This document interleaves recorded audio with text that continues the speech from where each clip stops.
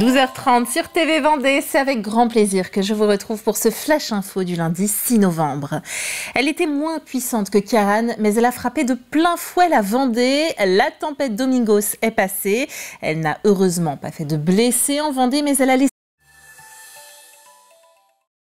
128 à Luçon et jusqu'à 104 km/h dans les terres, comme à La Roche-sur-Yon. Le SDIS, qui avait mobilisé du personnel d'astreinte et de garde supplémentaires, comptabilise 302 interventions en lien direct avec la tempête. Il s'agit essentiellement de dégagement de voies en raison de chutes d'arbres. Ces chutes sont devenues la principale difficulté des communes. Direction Fontenay-le-Comte pour s'en rendre compte. Là-bas, des rafales à près de 130 km/h ont été enregistrées. Ce dimanche matin, les services techniques étaient mobilisés pour déblayer et dégager les axes bloqués. Une fois la tempête passée, la prochaine inquiétude concerne le risque de crue. 130 km/h, ce qui est quand même des niveaux de vent importants. Évidemment, on a connu plus fort, mais ce qu'on constate quand même, c'est des arbres qui sont affaiblis par les épisodes de sécheresse et les épisodes de tempête qu'on a connus. Donc on a quand même assez maintenant régulièrement des arbres qui tombent sur la ville.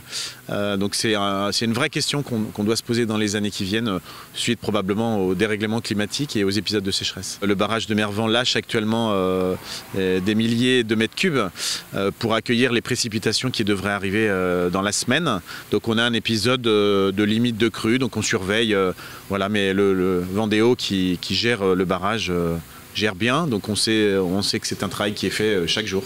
Et on prend maintenant la direction du sud Vendée, plus particulièrement touché par la tempête. À l'Aiguillon-la-Presqu'île, on ne laisse rien au hasard sur ce genre d'événement.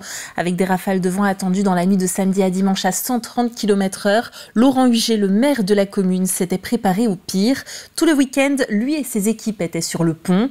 Les traits tirés, mais plus déterminés que jamais à mettre la commune et ses habitants en sécurité. Alix Lanos l'a accompagné dans les préparatifs avant l'arrivée de la tempête. Ceci est un message de la mairie de l'Aiguillon-la-Presqu'île. Les rafales de vent pourront atteindre 130 km/h sur le littoral. Limitez vos déplacements, ne vous promenez pas en forêt et en bord de mer. Ce message, Laurent Huget, le maire de l'Aiguillon-la-Presqu'île, l'a enregistré un peu plus tôt dans la matinée et s'apprête à l'envoyer à tous les habitants de la commune. C'est parti, oui, ça commence, il y a 0,3% de contacts qui ont décroché déjà. Et pas question d'en rester là. À bord de son 4x4, le maire va sillonner sa commune.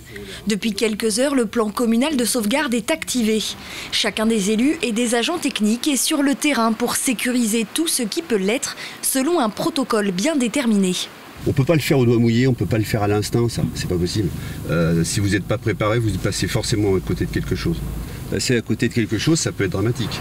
Les prévisions météorologiques annoncent des rafales à près de 130 km/h dans la soirée. Et ce qui inquiète particulièrement Laurent Huget cette fois-ci, ce sont les arbres. Là, on voit vraiment des maisons qui sont au milieu des arbres, quoi. Donc, il y a un vrai risque, c'est clair. Les enjeux ne sont jamais les mêmes. On est quand même à la troisième tempête en 7 jours. Les conditions de la première, de la seconde n'étaient pas les mêmes. Et encore ici, c'est encore d'autres réactions, d'autres comportements qu'il faut adopter pour répondre et avoir la bonne réponse, en tous les cas, aux exigences de sécurité à la fois de la population, puis aussi du patrimoine communal. Tu me tiens au courant pour le stade ? Toute la journée, l'équipe municipale et les agents restent sur le qui-vive. À 13h, ça souffle déjà très fort à l'Aiguillon-la-Presqu'île. Le maire le sait, il faut garder des forces, la nuit sera courte. Le gros de la tempête Domingos est attendu entre 18h et 2h du matin. Le jour s'est levé ce dimanche matin après une nuit d'angoisse et si les branches jonchent le sol par endroits, il règne malgré tout comme un air de soulagement. J'ai été très heureux de ne pas entendre de coups de téléphone qui m'annonçaient des choses graves ou en tous les cas c'était plutôt soft.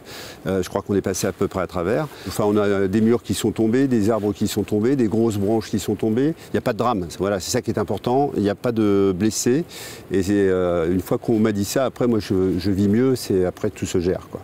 Plus de peur que de mal ici à l'Aiguillon-la-Presqu'île, une commune où la culture du risque fait désormais partie de la vie de tous les habitants, 13 ans après le passage de la tempête Xynthia. Et près de 4000 personnes en Vendée ont été concernées par des coupures d'électricité. Après la tempête, les tremblements de terre. Vous souvenez-vous des séismes survenus les 16 et 17 juin 2023 ? Eh bien, 4 communes de Vendée viennent d'être reconnues en état de catastrophe naturelle pour ce phénomène. Il s'agit de Fontenay-le-Comte, Maillé, Le Mazo et Saint-Sigismond. Des personnes concernées disposent d'un délai de 30 jours ouvrés à compter du 1er novembre 2023, date de publication au journal officiel, pour effectuer leur déclaration à leur assureur. Dimitri Moulik, Alain Gilbert et Yann Chagnolo, ce sont les sauveteurs en mer qui ont péri il y a plus de 4 ans dans le naufrage du canot Jack Morisseau de la SNSM. Pour que leur nom et leur engagement ne soient pas oubliés, une stèle en l'honneur des sauveteurs en mer morts en mission a été érigée au Sables d'Olonne. Elle se trouve au prieuré Saint-Nicolas, à côté du mémorial des péris en mer, réservé lui aux disparus dont le corps n'a pas été retrouvé. Les 3 noms s'ajoutent à une liste de 10 autres courageux sauveteurs et notamment 7 d'entre eux décédés le 24 mai 1868. L'inauguration de la stèle doit avoir lieu d'ici quelques semaines en présence des familles des héros disparus. À la recherche des familles et des descendants éventuels, donc des marins péris en mer, donc des sauveteurs en mer qui ont payé de leur vie pour sauver celle des autres. La plupart de ces marins étaient quand même célibataires puisqu'ils étaient très jeunes quand ils sont morts en mission. Mais certains étaient mariés, donc on a commencé à faire les arbres généalogiques pour tenter de découvrir des descendants. On a bien avancé dans la mesure où déjà une bonne vingtaine de personnes ont répondu présent et se sont donc manifestées pour participer à la cérémonie qui sera prévue.